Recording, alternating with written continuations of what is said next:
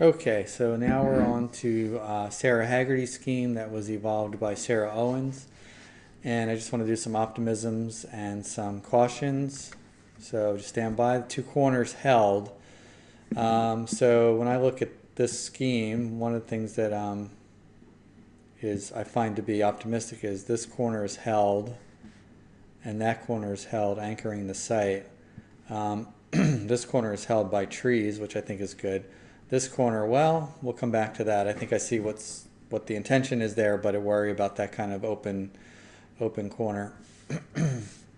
One of the great possibilities here is this idea of these pavilions, and these would be functional rooms that kids would have to move to and from. So I have to go to the office, I have to go to music, I have to go to art. So there's a circulation pattern that's kind of consistent for the kids that, you know, they might be in. I would actually put some classrooms down here.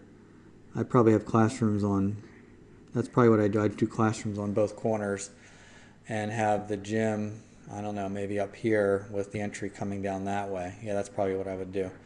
And then what'll happen is you get a normal entry sequence. But what's nice is then the kids are always coming back and forth. And then probably, although this, I'm going to talk about this in next steps, but these pavilions might become separate, smaller buildings that aren't necessarily connected, which I know I'm giving up on some efficiency for, but I'm gaining some experiential value. And I see that some of the ideas from Sarah O is carried over here.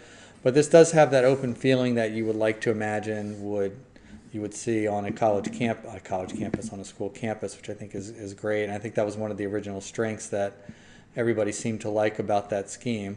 The use of trees, again, no reason that whenever I don't see trees, I have to assume lawn, and that's going to be a problem.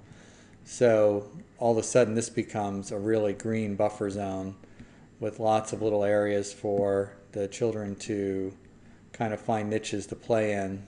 These could be little niches in growth areas. So this creates a really solid edge around here of landscape.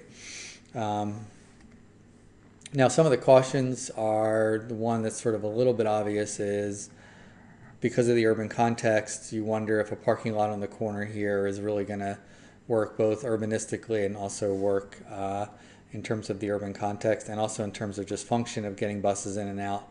Although that is not a crazy circulation because you can definitely make a right turn there very easily and you can make a right turn there very easily.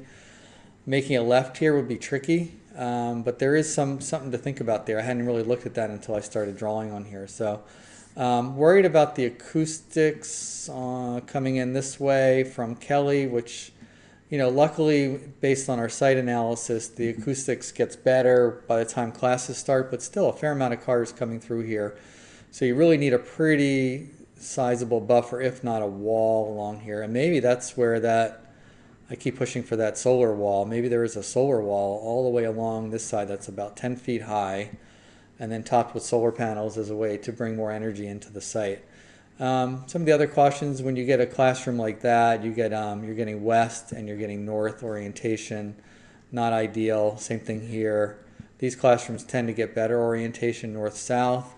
I also noticed that we have a multi-purpose room and a gym, lunch, theater. I probably could take that and bring it into here. And as I said earlier, I might even just move that up to here and maybe do some classrooms like this. So certain kind of rooms want to have their shape this way that can do well. Certain kind of rooms that don't need certain kinds of daylight. But the classrooms really do like to have a space that's like that. So as the south sun comes along, it informs that space in a good way.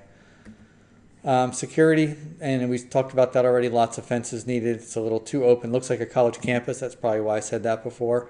Maybe not the best solution for. And I think when Sarah O drew this, she was probably assuming that fences would be.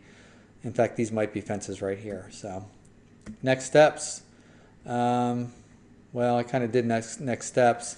What would normally happen in the charrette here is that we would look at some of the strengths of this one, like these strong corners, and take a look at Sarah Owen's scheme and wonder if we can't begin to share ideas or even combine these two schemes without watering down anything. Certainly a different concept than what Sarah O has, but there's enough similarity and there's enough need to get to one scheme that you start to think about how some of the ideas here can fit in with what's going on there.